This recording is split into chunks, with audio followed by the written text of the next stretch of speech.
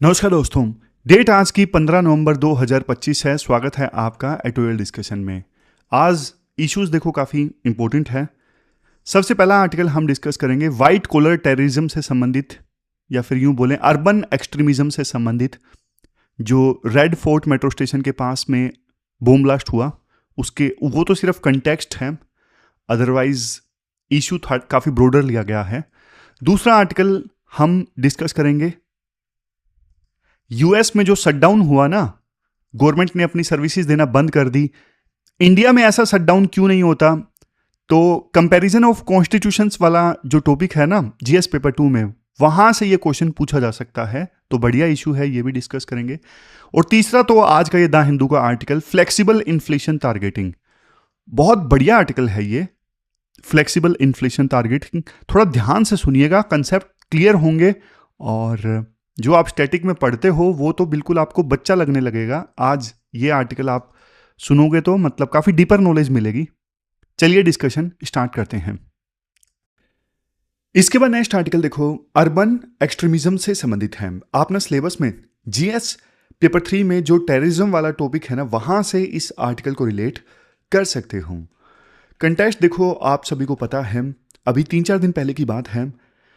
दिल्ली में लाल किले के पास जो मेट्रो स्टेशन का गेट है, वहां पे एक कार में बॉम्ब ब्लास्ट होता है और जिसकी वजह से 13 लोगों की जान चली जाती है। तो आर्टिकल की जो शुरुआत है ना, वो एक चोट से होती है। राइटर कहते हैं, देखो पिछले लगभग 15 सालों से ना हम इंडियंस, खास करके शहरों में रहने वाले जो लोग हैं ना, वो एक सेंस ऑफ सेफ्टी में जी रहे थे। हमें यह लगता था कि हम सब सेफ हैं, हमारी गलियां, हमारे मेट्रोज सब सिक्योर हैं। हमें ना अपनी इंटेलिजेंस एजेंसीज और पुलिस पे ना एक शांत सा अनकहा विश्वास था कि ये टेरर अटैक को नहीं होने देंगे। वो टाइम गया टेरर अटैक्स का। लेकिन देखो, न्यू दिल्ली में रेड फोर्ट मेट्रो स्टेशन के बाहर जो एक्सप्लोजन हुआ, उसकी वजह से ये जो विश्वास है ना, ये हिल गया है। अब राइटर कहते हैं, देखो इससे नहीं फर्क पड़ता कि वो जो ब्लास्ट हुआ वो एक्सीडेंटल था या फिर सोचा समझा हुआ एक सुसाइड अटैक था। फर्क इस बात से पड़ता है कि इसके पीछे का इंटेंट क्या था, इस बॉम्ब ब्लास्ट के पीछे का इरादा क्या था। और इरादा साफ था कि इंडियंस को नुकसान पहुंचाना, इंडियंस के कॉन्फिडेंस को नुकसान पहुंचाना। तो देखो, ये जो घटना है ये एक आइसोलेटेड ट्रेजेडी नहीं है, बल्कि वो जो आतंकवादी पकड़े गए बॉम्ब ब्लास्ट से पहले, उनका प्लान था 6 दिसंबर बाबरी मस्जिद डिमोलिशन वाला जो दिन था, उस दिन अलग अलग बॉम्ब ब्लास्ट किए जाएं अलग अलग लोकेशंस पे। समझ गए? तो राइटर बोलते हैं, देखो ये जो रेड फोर्ट मेट्रो स्टेशन के पास में बॉम्ब ब्लास्ट हुआ ना, ये बॉम्ब ब्लास्ट कोई आइसोलेटेड इंसिडेंट नहीं है, ये एक सिम्टम है बीमारी का। आप पूछोगे सर बीमारी कौन सी? मैं आपको बताता हूं। बीमारी है आइडियोलॉजिकल एक्सट्रीमिज्म, हिंदी में कट्टरपंथी सोच। तो इस सोच का, कट्टरपंथी सोच का रिसर्जेंस है ये बॉम्ब ब्लास्ट। मतलब आइडियोलॉजिकल एक्सट्रीमिज्म की वापसी है। कहां पे? यह सबसे इंपॉर्टेंट है, कहां पे? इंडिया के अर्बन अंडरबेली में। यह शब्द आप नोट कर लीजिए, अर्बन अंडरबेली, मतलब शहरों का वो हिस्सा जो दिखता नहीं है, जो सरफेस के नीचे है। वहां पे ये जो एक्सट्रीमिज्म वाली जो आइडियोलॉजी है वो पनप रही है। ये चिंता वाली बात है। अभी तक ना ये जो आइडियोलॉजिकल एक्सट्रीमिज्म यानी कट्टरपंथी सोच सिर्फ देखने को मिलता था जैसे जम्मू एंड कश्मीर के रिमोट वैलीज या फिर जम्मू एंड कश्मीर के बॉर्डर डिस्ट्रिक्ट्स में, लेकिन अब ये फैल गया है अर्बन एरियाज में भी। अब ये फैल गया है मेट्रोपॉलिटन सेंटर्स में, जैसे दिल्ली में, मुंबई में। अब ये फैल गया है यूनिवर्सिटीज में। अब ये फैल गया है प्रेयर ग्रुप्स में। और जानते हो क्यों फैल गया है? ऑनलाइन इको चैम्बर्स की वजह से। ऑनलाइन इको चैम्बर्स की वजह से। जैसे आपने देखा होगा ना, ये सोशल मीडिया वाला जो एल्गोरिथम है, आपको ना सेम तरह के वीडियोस बार बार दिखाता है। मान लो आपने एक वीडियो देख लिया कि मेरे धर्म के साथ में गलत हो रहा है, तो वो यूट्यूब, वो इंस्टाग्राम आपको वैसी ही वीडियो बार बार दिखाएगा कि आपके धर्म के साथ में गलत हो रहा है। तो ये जो सोच है ना, उस पर्सन के दिमाग में छप जाएगी। जबकि कायदे से होना तो ये चाहिए ना कि अगर कोई एक वीडियो आपके सामने ये आती है कि आपके धर्म के साथ गलत हो रहा है, तो दूसरी वीडियो ऐसी भी आनी चाहिए कि नहीं, गलत नहीं हो रहा है, ये तो बढ़ा चढ़ा के बताया जा रहा है। लेकिन नहीं, सेम वीडियोस रिकमेंडेशंस में आती हैं तो उस पर्सन का जो व्यू है वो और ज़्यादा स्ट्रोंग होता जाता है। सोशल मीडिया इको चैम्बर का काम कर रही हैं। मतलब एक वीडियो आप देखते हो, वही बार बार गूंजती रहती है, घूम फिर के उसी सोच को बार बार आपको दिखाया जाता है, तो पोलराइजेशन बढ़ता है। और देखो, ऐसा जानते हो शहरों में क्यों हो रहा है? क्योंकि ना शहरों में गुमनामी है, एनोनिमिटी है। आपके बगल के फ्लैट में कौन रह रहा है किसे नहीं पता। आपके बगल के फ्लैट में जो रहता है वो क्या सोच रहा है आपको नहीं पता। शहरों में मोबिलिटी आसान है, शहरों में 24/7 इंटरनेट अवेलेबल है। तो इस वजह से जो शहर हैं वो कट्टरपंथी सोच की ब्रीडिंग का ना परफेक्ट ग्राउंड बन रहे हैं, जो कि चिंता की बात है। देखो, हमारी सिक्योरिटी फोर्सेस ने ना जम्मू एंड कश्मीर में बहुत बढ़िया काम किया है। आज के समय में आप देखोगे तो active terrorist Jammu and Kashmir में बहुत कम है। इनफिल्ट्रेशन जो पाकिस्तान की साइड से होती है उस पर भी बहुत लगाम लगा है। यानी अब बहुत कम आतंकवादी पाकिस्तान की साइड से इंडिया में आ पाते हैं। लेकिन ना रेडिकलिज्म अभी भी खत्म नहीं हुआ है, यह दिक्कत है। रेडिकलिज्म मतलब आपने ना आदमी को मार दिया, लेकिन आदमी की सोच अभी तक खत्म नहीं कर पाए हो। रेडिकलिज्म क्या करता है? ये ना एक प्रकार से ना इनविजिबल स्कैफोल्डिंग प्रोवाइड करता है। आप बोलोगे ये क्या टर्म आपने इस्तेमाल कर लिया सर, स्कैफोल्डिंग, ये क्या होता है? स्कैफोल्डिंग मतलब देखो, आपने देखा होगा ना, जब बिल्डिंग जब बनती है ना, तो बाहर एक लोहे का ढांचा लगाते हैं सपोर्ट देने के लिए, तो ये होता है स्कैफोल्डिंग। तो हमने क्या किया, हमने देखो बिल्डिंग तो खत्म कर दी, लेकिन स्कैफोल्डिंग अभी भी है, ढांचा अभी भी है, तो उसकी सहायता से ना बार बार बिल्डिंग खड़ी हो जाती है। यह दिक्कत है। टेररिज्म को सपोर्ट कौन कर रहा है? मतलब टेररिज्म नामी बिल्डिंग का ढांचा कौन है, स्कैफोल्डिंग कौन है? ये 4 पिलर हैं जिसकी वजह से टेररिज्म सपोर्ट होता है। सबसे पहले है सिंपैथाइजर, मतलब जो कहते हैं हां बॉम्ब ब्लास्ट हुआ, बुरा तो हुआ, लेकिन जो इन्होंने किया, टेररिस्ट ने किया, वो भी उनकी जगह सही था। ऐसे लोग जो सिंपैथी रखते हैं। फाइनेंशियर, जो पैसा देते हैं हवाला के माध्यम से टेररिस्ट को ये इस प्रकार की एक्टिविटीज अंजाम देने के लिए। प्रोपगेंडा फैलाने वाले, जो सोशल मीडिया पर कंटेंट फैलाते हैं हेट वाला।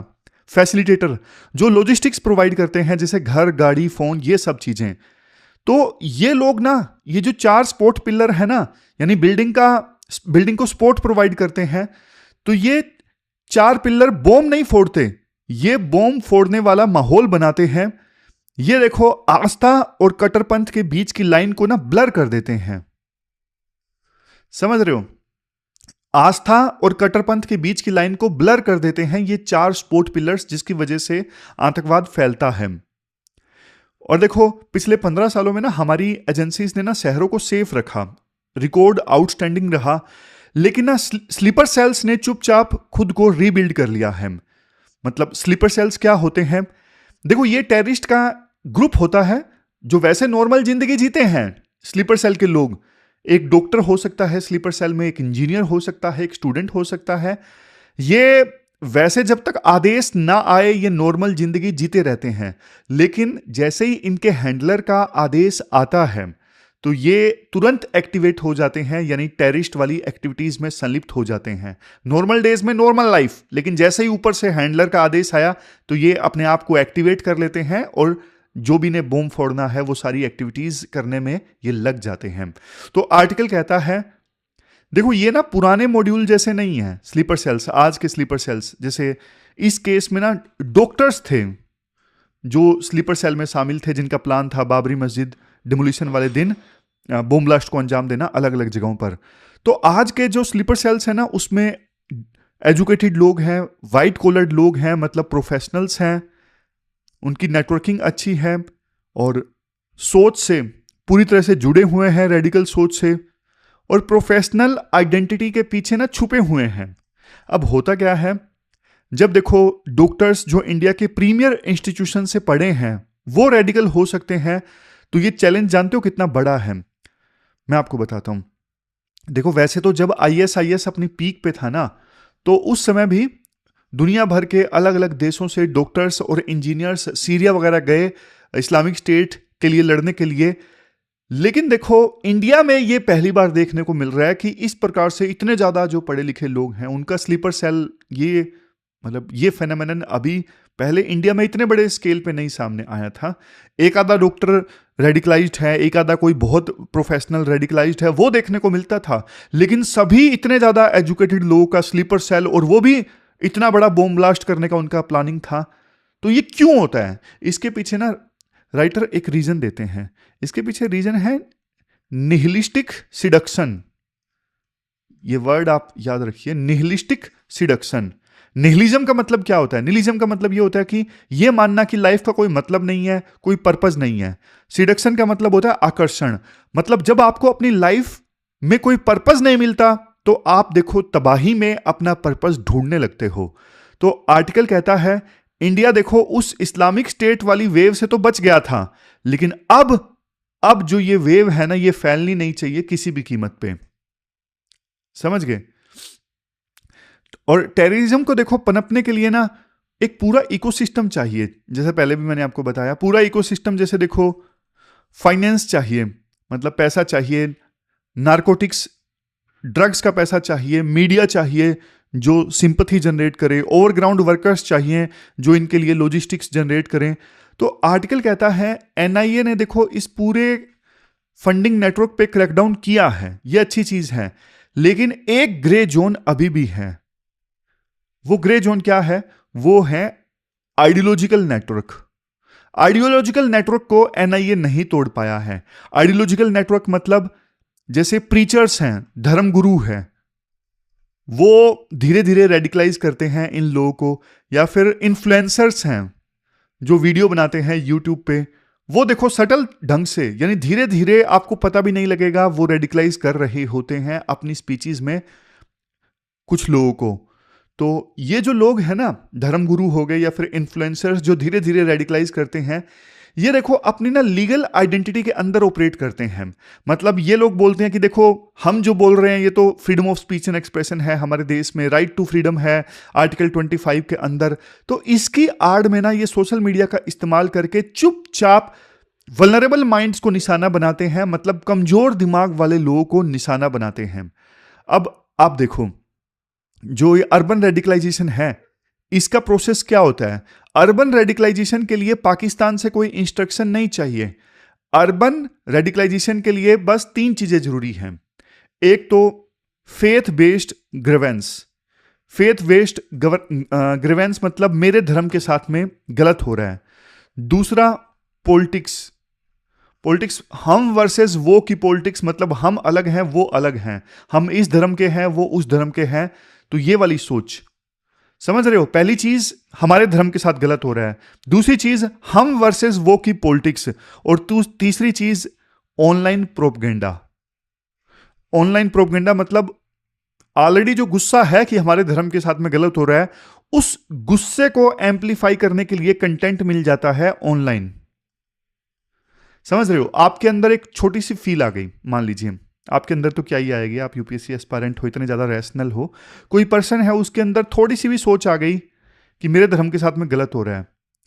अब धीरे धीरे उसके मन में ये आ जाएगा कि यार हम लोग अलग हैं वो लोग अलग हैं, और उसकी पॉलिटिक्स आ जाएगी कि हमें उनको नुकसान पहुंचाना है, ये जीरो सम गेम है। फिर तीसरा, इस सोच को एम्पलीफाई कर दिया जाएगा, ऑनलाइन कंटेंट उसे मिलेगा इस सोच को बढ़ा चढ़ा के उसके मन में बसाने के लिए।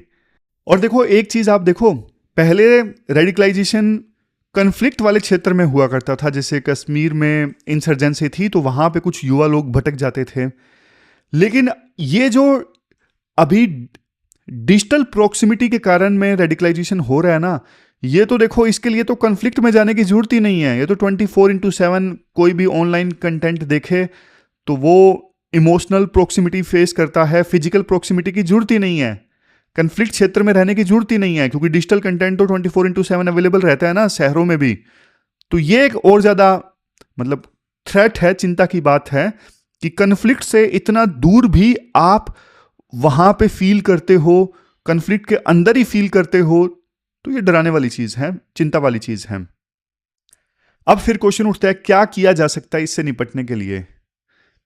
देखो ड्यूल काउंटर स्ट्रेटेजी राइटर बताते हैं। पहला तो है हार्ड मेजर्स। हार्ड मेजर्स मतलब आप सर्विलियंस और बढ़िया करो।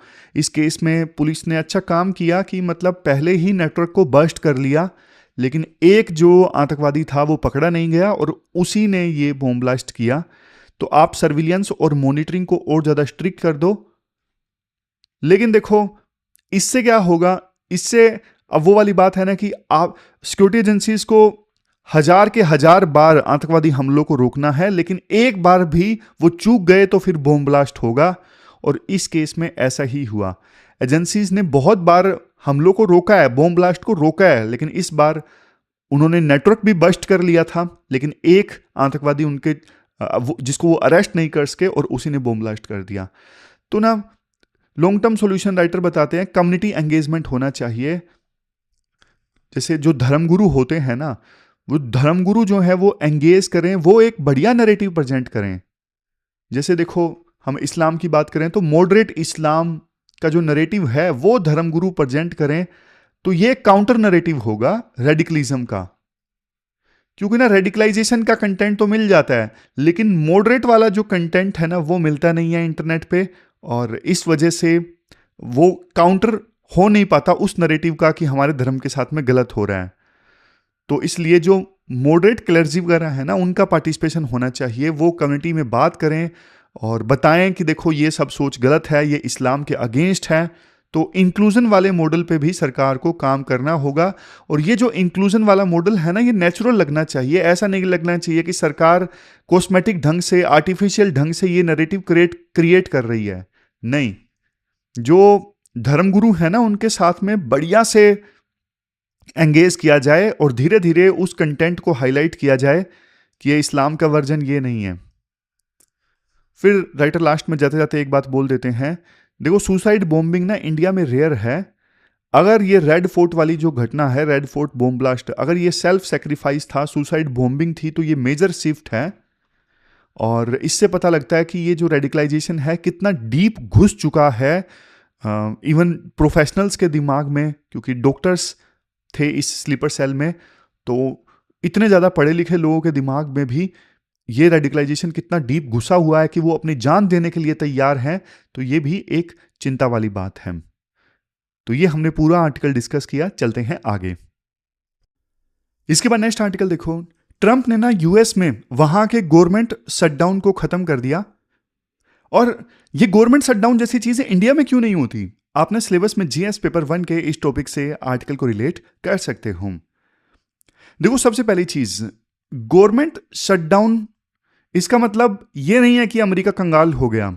शटडाउन वर्ड से कहीं आप ये समझ लो कि हाँ अमेरिका के पास पैसे नहीं बचे, अब कुछ खर्च करने को लिए तैयार, कुछ खर्च करने को है ही नहीं। नहीं, शटडाउन मतलब सरकार के पास पैसा खर्च करने की परमिशन नहीं है, ये मतलब होता है। इसको आप ना ऐसे समझो, देखो डेमोक्रेसी में पैसा किसका होता है? जनता का। सरकार इस पैसे को ना टैक्स से लेती है, लेकिन सरकार को ये पैसा खर्च करने के लिए ना जनता के चुने हुए प्रतिनिधियों से ना परमिशन लेनी पड़ती है। यूएस में ये परमिशन कौन देता है? यूएस में ये परमिशन कांग्रेस देती है और इंडिया में ये परमिशन पार्लियामेंट देती है। जब देखो कांग्रेस सरकार को बजट पास करके ये परमिशन नहीं देती, तो फिर देखो यूएस गवर्नमेंट अपनी सर्विसेज बंद करने लगती है और इसे बोलते हैं शटडाउन। समझ रहे हो? मतलब वहां की कांग्रेस ने, यानी वहां की पार्लियामेंट ने सरकार को परमिशन नहीं दी पैसा खर्च करने की, तो सरकार ने क्या किया? सरकार ने बदले में अपनी सर्विसेज बंद कर दी और इसे बोलते हैं शटडाउन। आर्टिकल बताता है कि ट्रंप के टाइम वाला जो शटडाउन है वो कितने दिन चला? वो चला 43 डेज। ये देखो यूएस हिस्ट्री का ना सबसे लंबा शटडाउन था। इससे पहले भी 2018-19 में 34 डेज का शटडाउन हुआ था। इससे होता क्या है, जैसे मैंने आपको बताया ना, सरकार अपनी जो सर्विसेज है वो रोक देती है। सरकार की सर्विसेज, जैसे मान लीजिए नेशनल पार्क है, वहां पे लोग घूमने के लिए जाते हैं, बंद हो गए नेशनल पार्क, कोई घूमने के लिए जा नहीं पा रहा है। टैक्स रिफंड आना है सरकार की तरफ से, नहीं, प्रोसेस नहीं होगा, सरकारी एम्प्लॉइज को सैलरी नहीं मिल पाएगी। तो अब सवाल ये उठता है कि ऐसा क्यों होता है कि वहां की जो कांग्रेस है वो सरकार को परमिशन नहीं देती पैसा खर्च करने की। मतलब, और इंडिया में और यूएसए में फर्क क्या है? मतलब वहां की कांग्रेस रोक देती है कि नहीं, सरकार को हम परमिशन नहीं दे रहे हैं आपको पैसा खर्च करने की, लेकिन इंडिया में ऐसा क्यों नहीं है? तो यूएस और इंडिया का सिस्टम आपस में कंपेयर करते हैं राइटर। देखो, यूएस में ना स्ट्रिक्ट सेपरेशन ऑफ पावर्स हैं। मतलब तीनों जो विंग्स हैं ना वहां पे बिल्कुल अलग अलग हैं। तीनों विंग्स मतलब लेजिस्लेचर और एग्जीक्यूटिव एंड जुडिशरी, तीनों अलग अलग हैं। मतलब एग्जीक्यूटिव कौन? जो सरकार चलाता है, for example Donald Trump. Legislature कौन? जो कानून बनाता है, जो बजट पास करता है, और जुडिशरी न्याय करती है। सिंपल। तो की पॉइंट ये है, वहां पे जो प्रेसिडेंट है ना यूएस में, वो देखो कांग्रेस के मेंबर नहीं होते। प्रेसिडेंट को जनता अलग से चुनती है, कांग्रेस को अलग से चुनती है। अब आप प्रोसेस देखो, प्रेसिडेंट अपना बजट बनाता है। जैसे फैब में प्रेसिडेंट ने अपना बजट बनाया, वो इस बजट को कांग्रेस को भेजता है परमिशन के लिए कि भैया मुझे परमिशन दे दीजिए। प्रेसिडेंट ने बजट बनाया और प्रेसिडेंट ने बजट बना के कांग्रेस में भेज दिया। कांग्रेस के भी यूएसए में ना दो पार्ट्स होते हैं। एक होता है हाउस ऑफ रिप्रेजेंटेटिव यानी लोकसभा, एक होता है सीनेट यानी राज्यसभा। तो कांग्रेस के दोनों हाउसेस डिबेट करते हैं उस बजट पे जो राष्ट्रपति ने भेजा है उनके पास में अप्रूवल के लिए। अब देखो, डेडलॉक कहां पे होता है, मतलब बात कहां पे बिगड़ जाती है कि कांग्रेस परमिशन नहीं देती राष्ट्रपति के द्वारा भेजे गए बजट को। तो देखो, हो सकता है कि प्रेसिडेंट किसी अलग पॉलिटिकल पार्टी से हो। फॉर एग्जांपल, आज के केस में वैसे ट्रंप रिपब्लिकन पार्टी के हैं, लेकिन एग्जांपल ले रहा हूं। मान लो प्रेसिडेंट जो हैं वो अलग पॉलिटिकल पार्टी के हों, रिपब्लिकन पार्टी के, और कांग्रेस में जो मेजोरिटी है वो दूसरी पार्टी की है, डेमोक्रेट या रिपब्लिकन की। समझ रहे हो? दोनों अलग अलग पार्टी से हों, कांग्रेस में मेजोरिटी अलग पार्टी की और प्रेसिडेंट वो अलग पार्टी के। या फिर देखो, कई बार ऐसा होता है जैसे बजट को पास करने के लिए ना सीनेट में यानी वहां की राज्यसभा में ना कम से कम 60 वोट को लेना जरूरी है, लेकिन ट्रंप के पास में इतने वोट नहीं थे, तो इस वजह से शट डाउन हो गया। अब होता क्या है, जैसे मैंने आपको बताया ना, प्रेसिडेंट अलग पार्टी से और कांग्रेस में मेजोरिटी अलग पार्टी की, तो ना कई बार ना कुछ इश्यूज पे सहमति नहीं बन पाती। जैसे यूएस में फूड स्टैंप का इशू है। मान लीजिए फूड स्टैंप्स पे कितना खर्चा होना चाहिए, रिपब्लिकन पार्टी कह रही है ज्यादा खर्चा होना चाहिए, फॉर एग्जांपल डेमोक्रेटिक पार्टी कह रही है कम खर्चा होना चाहिए। विवाद हो गया तो फिर बजट पास नहीं होएगा, क्योंकि एक पार्टी के प्रेसिडेंट हैं और दूसरी पॉलिटिकल पार्टी की मेजोरिटी है सीनेट में, मतलब या फिर हाउस ऑफ रिप्रेजेंटेटिव्स में, तो विवाद हो जाता है। लेकिन देखो, विवाद होने के बाद में ना वहां पे प्रेसिडेंट को रिजाइन नहीं करना पड़ता, क्योंकि प्रेसिडेंट तो कांग्रेस के ऊपर डिपेंडेंट है ही नहीं। प्रेसिडेंट तो डायरेक्टली जनता के द्वारा चुने गए हैं, तो इसलिए उनको रिजाइन नहीं करना पड़ता जब बजट पास नहीं होता है। हां, वो फिर होता है गवर्नमेंट शटडाउन। गवर्नमेंट शटडाउन हो गया, क्यों? क्योंकि बजट पास हुआ नहीं, सरकार ने अपनी सर्विसेज बंद कर दी।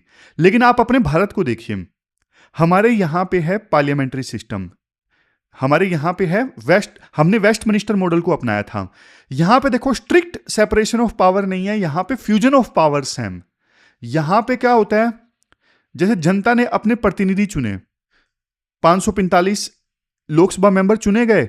अब 545 लोकसभा मेंबर्स में जिसकी मेजोरिटी है ना, फिर उसी की सरकार बनेगी, मिनिस्टर्स भी उसी में बनेंगे। तो मतलब सरकार वाले जो लोग हैं, एग्जीक्यूटिव जो हैं, वो लेजिस्लेचर से पूरे अलग नहीं है।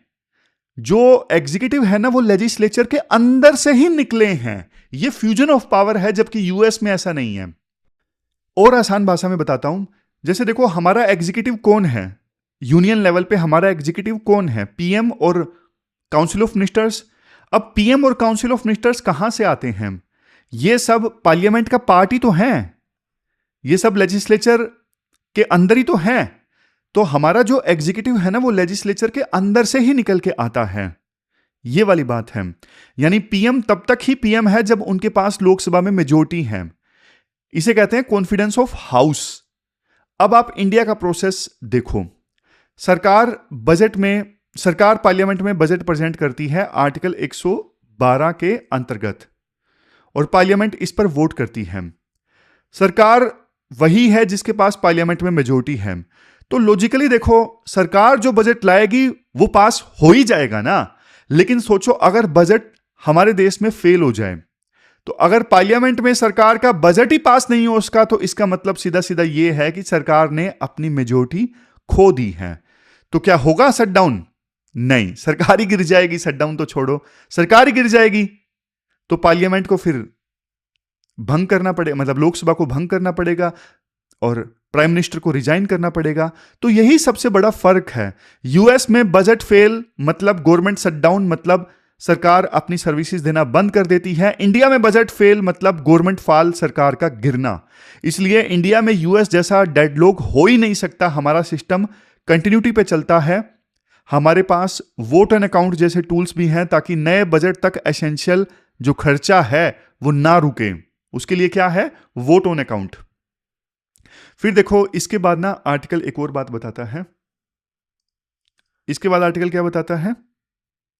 इसके बाद आर्टिकल ये बताता है कि देखो, यूएस में ये झगड़ा होता क्यों है पैसों को लेके। देखो, यूएस की जो सरकारी फाइनेंसिस है ना, वो ठीक नहीं है। उनका बजट डेफिसिट देखो 1.8 ट्रिलियन डॉलर्स का है। जैसे ये बताया भी गया है, 1.8 ट्रिलियन डॉलर्स का उनका बजट डेफिसिट है। डेफिसिट मतलब आमदनी कम है, खर्चा ज्यादा है। पर्सपेक्टिव के लिए आप ये सोचो, इंडिया की पूरी इकोनॉमी का साइज ही 4 ट्रिलियन डॉलर से कम है और उनका सिर्फ घाटा यानी डेफिसिट जो है वो 1.8 ट्रिलियन डॉलर्स है। जब देखो घाटा होता है तो सरकार क्या करती है? कर्ज लेती है, उधार लेती है। जब कर्ज बढ़ता है तो देखो पब्लिक डेट का ना, पब्लिक कर्ज का पहाड़ बन जाता है। और जब देखो कर्ज जाता होता है तो सबसे ज्यादा पैसा कहां जाता है? इंटरेस्ट चुकाने में। जो पुराना कर्ज है उसका इंटरेस्ट आपको चुकाना पड़ेगा, इसलिए ज्यादा पैसा वहीं जाता है पुराने इंटरेस्ट को चुकाने में। तो आर्टिकल बताता है कि इंटरेस्ट पेमेंट ना यूएस सरकार का दूसरा सबसे बड़ा खर्चा है। मतलब कितना पैसा तो सिर्फ पुराने लोन का ब्याज चुकाने में चला जाता है। आर्टिकल एक और पॉइंट हाईलाइट करता है कि प्रेसिडेंट ट्रम्प ये कहते हैं कि वो टैरिफ से बहुत पैसा कमा लेंगे, लेकिन डेटा ये कहता है कि टैरिफ का कंट्रीब्यूशन रेवेन्यू में बहुत ही छोटा है। वो इनकम टैक्स को रिप्लेस नहीं कर सकता। तो जब इतना घाटा है तो पार्टीज आपस में लड़ती है। एक कहती है कि यहां खर्चा करो, दूसरी कहती है वहां कट करो, और डेडलॉक हो जाता है। समझ गए? तो लास्ट में राइटर फिर कंक्लूजन पे आते हैं। कंक्लूजन में क्या बोला जाता है? देखो, इंडिया में ना बहुत लोग ये कहते हैं कि हमें भी यूएस जैसा प्रेसिडेंशियल सिस्टम लेकर आना चाहिए, और इसमें इस मुद्दे पे कॉन्स्टिट्यूट असेंबली में ना बहुत सारी डिबेट्स भी चली। लेकिन देखो, ये शटडाउन का जो एपिसोड है हमारे लिए एक बहुत बड़ा सबक है। राइटर कहते हैं प्रेसिडेंशियल सिस्टम में ना ब्रेकडाउन इन गवर्नेंस का रिस्क है।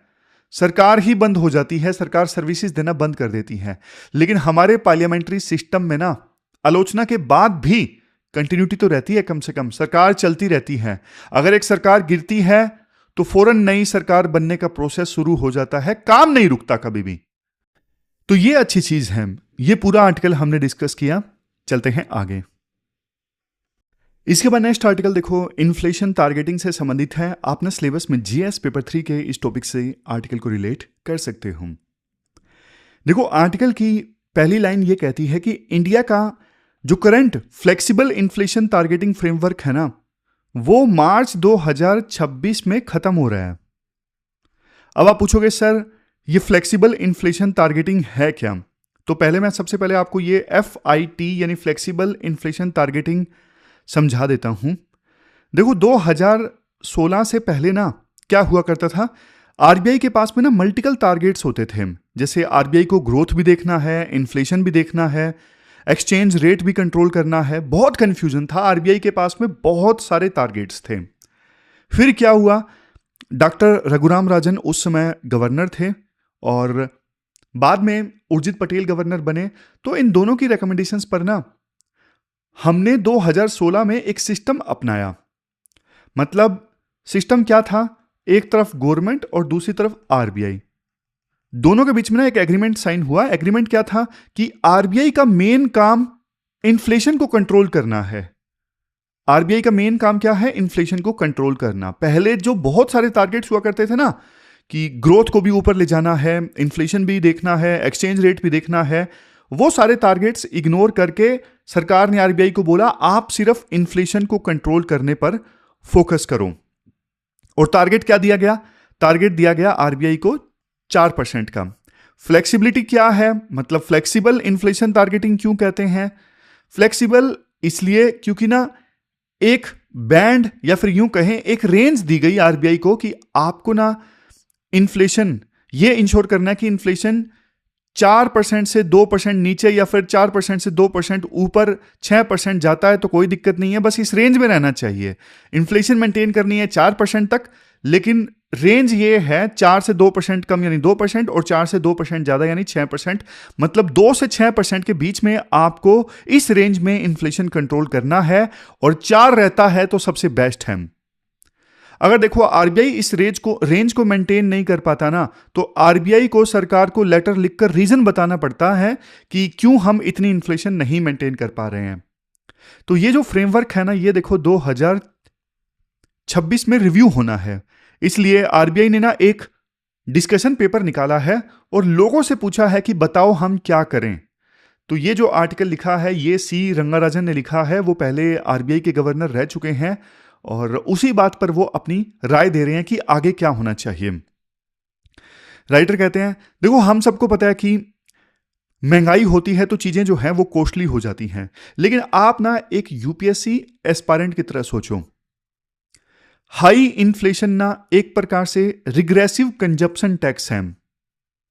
हाई इन्फ्लेशन एक प्रकार से रिग्रेसिव कंजम्पशन टैक्स है। इस वर्ड को याद रखिए, regressive consumption tax. Regressive tax क्या होता है? एक ऐसा टैक्स जो गरीबों पर अमीरों से ज्यादा इंपैक्ट डालता है। मान लो एक दूध का पैकेट आज 28 रुपए का मिल रहा है, कल 30 का मिलेगा। अब इसका असर अमीर पे ज्यादा है या गरीब पे? अरे यार अंबानी अदानी है, उन पे क्या ही फर्क पड़ेगा? दूध का पैकेट से 28 का आए चाहे 40 का आए, लेकिन 2 रुपए दूध के पैकेट का बढ़ जाना गरीब आदमियों पे, गरीब लोगों पे असर डालेगा। तो रिग्रेसिव टैक्स वो टैक्स होता है जो गरीब लोगों पे ज्यादा इंपैक्ट डालता है, अमीर लोगों पे कम इंपैक्ट डालता है। चलो ये तो मैंने आपको दूध के पैकेट से समझाया। आप एक सिंपल सा एग्जांपल ले लो यार। सिंपल सा एग्जांपल, जैसे 2 लोग हैं, मान लीजिए ए और बी। ए जो है वो है रिच और बी जो है वो है पुअर। ए की इनकम है 1 lakh per month, 1 lakh per month, और बी की इनकम कितनी है? 10,000 पर मंथ। दोनों को खाना तो देखो खाना ही है। मान लो खाने का खर्चा है 5,000 रुपए पर मंथ, 5,000 रुपए पर मंथ खाने का खर्चा है। अब फूड इन्फ्लेशन हो गई कितनी? 500 रुपए, मतलब 10% फूड इन्फ्लेशन हो गई तो खाने का खर्चा बढ़ के 5,000 से हो गया 5,500। अब इंपैक्ट देखो, जो गरीब पर्सन है बी, उसके पास पहले 5,000 रुपए बचते थे, अब बचेंगे सिर्फ 4,500 रुपए, क्योंकि खाने में चले गए 5,500। लेकिन रिच जो है उसको उतना इंपैक्ट नहीं पड़ेगा। पहले वो 1 लाख में 5,000 खाने के लिए देता था, अब 5,500 देगा, उसके बाद फिर भी 94,500 तो बचेंगे ही ना। समझ रहे हो? तो ये फर्क है। गरीब पर्सन ने 500 एक्स्ट्रा दिए जो कि उसकी टोटल इनकम का 5% है, तो उसकी हालत खराब हो गई। अमीर पर्सन ने 500 एक्स्ट्रा दिए लेकिन ये उसकी 1 लाख की इनकम का सिर्फ 0.5% है, तो उसको उतना फर्क नहीं पड़ेगा। देखा आपने कि सेम 10% इन्फ्लेशन ने गरीब को बर्बाद कर दिया। इसलिए इन्फ्लेशन जो है वो गरीबों की दुश्मन है। और क्या करता है इन्फ्लेशन? इसके अलावा देखो जो इन्फ्लेशन है ना, वो सेविंग को भी नुकसान पहुंचाता है, सेविंग को हर्ट करता है। आपकी दादी माँ ने ना अगर 1 लाख रुपए तिजोरी में रखे, 1 लाख रुपए आपकी दादी माँ ने तिजोरी में रखे मान लीजिए, तो 10 साल बाद वो 1 लाख ही रहेंगे। लेकिन 10 साल में महंगाई के कारण उस 1 लाख की जो वैल्यू है बहुत ज्यादा कम हो जाएगी। उस 1 लाख की वैल्यू हो सकता है कि 50,000 भी ना रहे। आज से देखो 10 साल पहले, 15-20 मान लो, आज से 15-20 साल पहले 1 रुपए की भी कीमत हुआ करती थी। आजकल 10 रुपए की भी कीमत नहीं है। समझ गए। फिर इन्फ्लेशन की वजह से ना इन्वेस्टमेंट भी मिसडायरेक्ट होती हैं। इन्फ्लेशन की वजह से इन्वेस्टमेंट मिसडायरेक्ट कैसे होती हैं? जब देखो महंगाई हाई होती है ना, तो लोग देखो फैक्ट्री लगाने की जगह गोल्ड या रियल एस्टेट में पैसा डालते हैं, तो इससे देश की जो ग्रोथ है वो रुक जाती है। इसलिए आर्टिकल कहता है कि इन्फ्लेशन कंट्रोल करना मॉनेटरी पॉलिसी का देखो सबसे इंपॉर्टेंट काम है। अब यहां पे ना कुछ डिबेट्स हैं, जैसे मैं आपको बताता हूं। डिबेट नंबर 1, टारगेट क्या करें? मतलब हेडलाइन इन्फ्लेशन टारगेट करें या फिर कोर इन्फ्लेशन टारगेट करें? पहले मैं आपको दोनों बताऊंगा, नहीं तो फिर मुझे पता है आपको आती हैं सारी चीजें, लेकिन देखो मैं आर्टिकल के साथ में बेसिक्स जरूर कवर करूंगा, 1 मिनट भी नहीं लगता, इससे बिगनर को फायदा होता है। समझ रहे हो? एक बार मुझे याद है मैंने आर्टिकल डिस्कस किया था इन्फ्लेशन से रिलेटेड, तो किसी ने कमेंट किया था कि सर ये तो हम पढ़ ही लेते हैं क्लास में। अरे क्लास में तो पढ़ लेते हो, लेकिन करंट को जैसे हम स्टैटिक से रिलेट करते हैं ना, तो स्टैटिक भी आपके दिमाग में छप जाता है। समझ रहे हो? बहुत बढ़िया पर्सपेक्टिव मिलता है। चलो आते हैं मुद्दे पे। तो पहली डिबेट राइटर कहते हैं टारगेट किसे करें? जब आरबीआई रिव्यू कर रहा है तो पहला जो क्वेश्चन उठता है वो यही उठता है कि ये जो 2 से 6% की रेंज मेंटेन करनी है या फिर 4% इन्फ्लेशन मेंटेन करना है, तो कौन सा इन्फ्लेशन टारगेट करें? इन्फ्लेशन भी तो देखो 2 तरह के हैं, जैसे एक है हेडलाइन इन्फ्लेशन, दूसरा है कोर इन्फ्लेशन। हेडलाइन इन्फ्लेशन क्या होता है? हेडलाइन इन्फ्लेशन है टोटल महंगाई, इसमें सब कुछ आता है, आपकी सब्जी, दाल, पेट्रोल, डीजल, कपड़े, घर, सब ये आम आदमी की महंगाई है। लेकिन कोर इन्फ्लेशन जो है ना, ये थोड़ा टेक्निकल है। ये टेक्निकल ऐसे है कि हेडलाइन इन्फ्लेशन में जो 2 सबसे वोलेटाइल चीजें हैं ना, 2 वोलेटाइल चीजें कौन सी है हेडलाइन इन्फ्लेशन में? एक देखो फूड, एक फूड और दूसरा पेट्रोल यानी फ्यूल। अब इनके दाम ना बहुत ज्यादा वोलेटाइल है, घटते बढ़ते रहते हैं। तो कोर इन्फ्लेशन में ना ये दोनों चीजें फूड एंड फ्यूल हटा देते हैं। क्यों हटाते हैं? क्योंकि कुछ एक्सपर्ट्स ये मानते हैं कि फूड एंड फ्यूल का प्राइस सप्लाई पर डिपेंड करता है। मान लीजिए बारिश हो गई तो फूड की प्रोडक्शन कम हो गई, दाम बढ़ गए। ओपेक ने प्रोडक्शन कट कर दिया, फ्यूल के दाम बढ़ गए।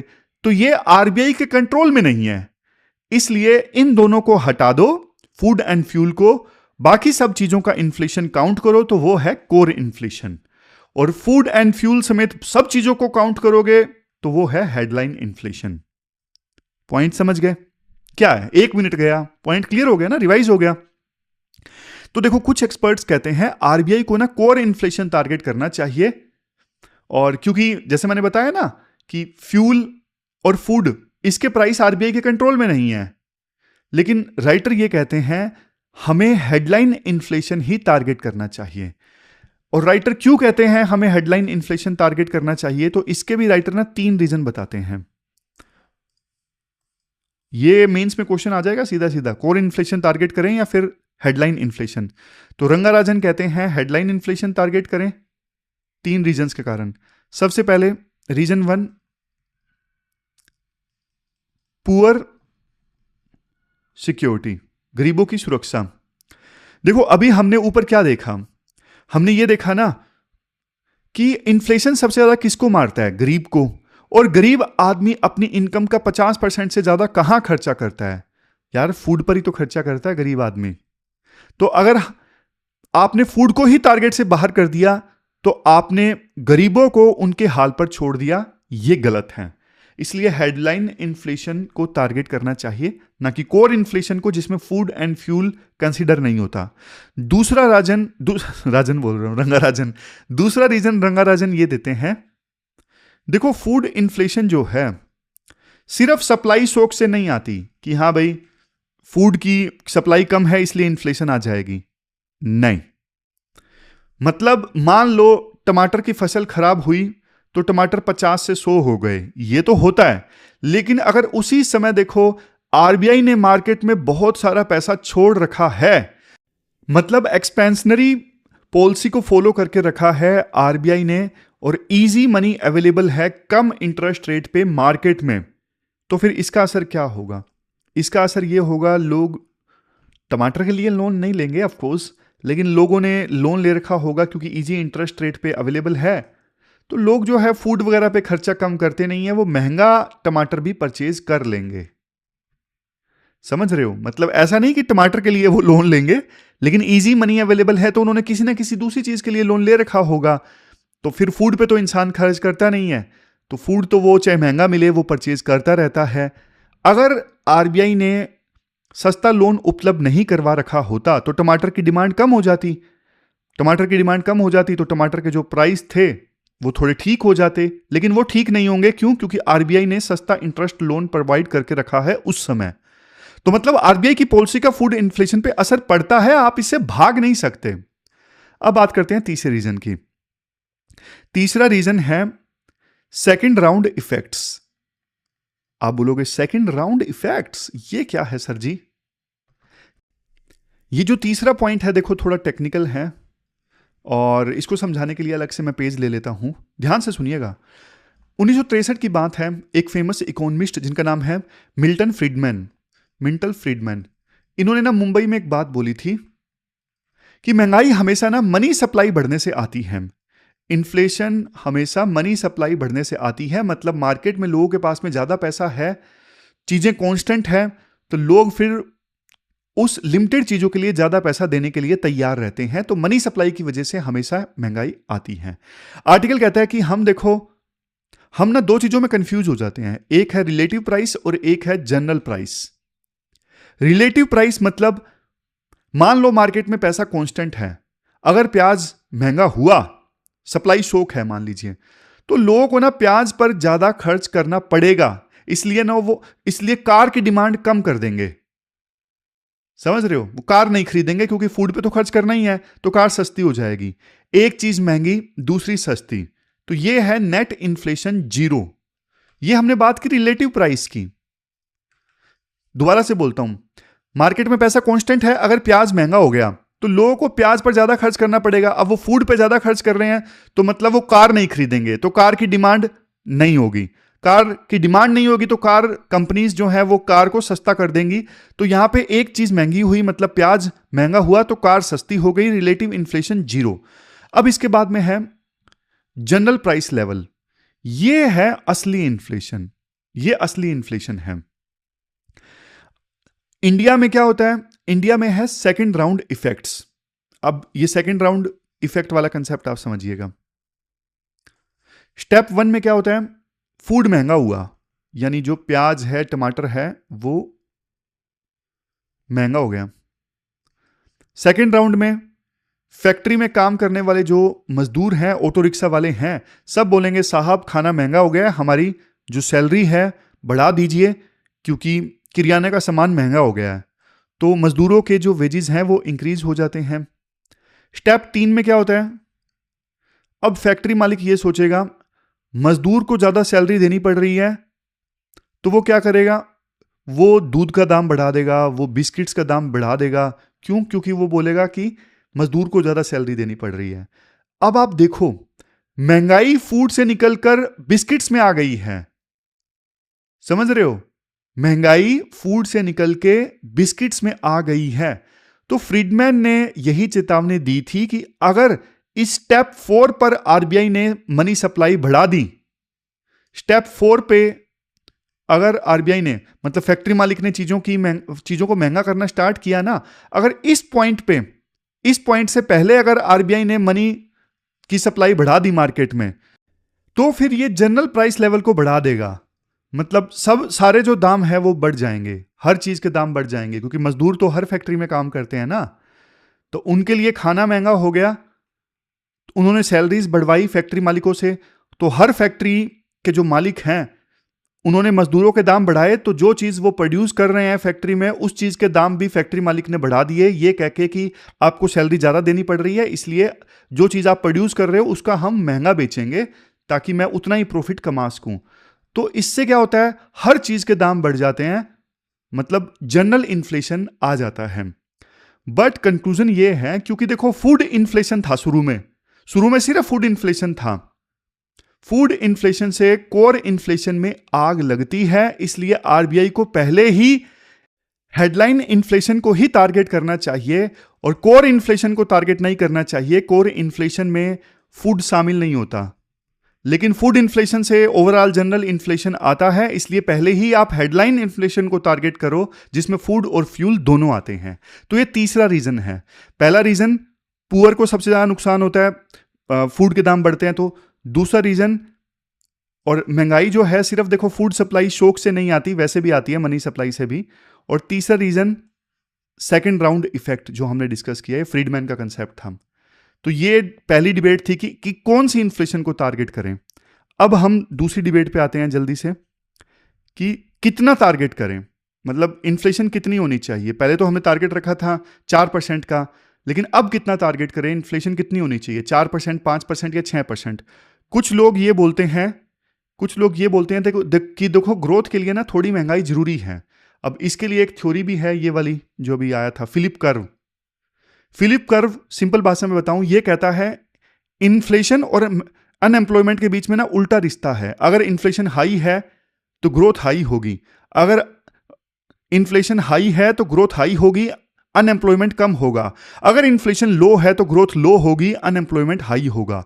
मतलब ग्रोथ चाहिए तो थोड़ी महंगाई सहनी पड़ेगी।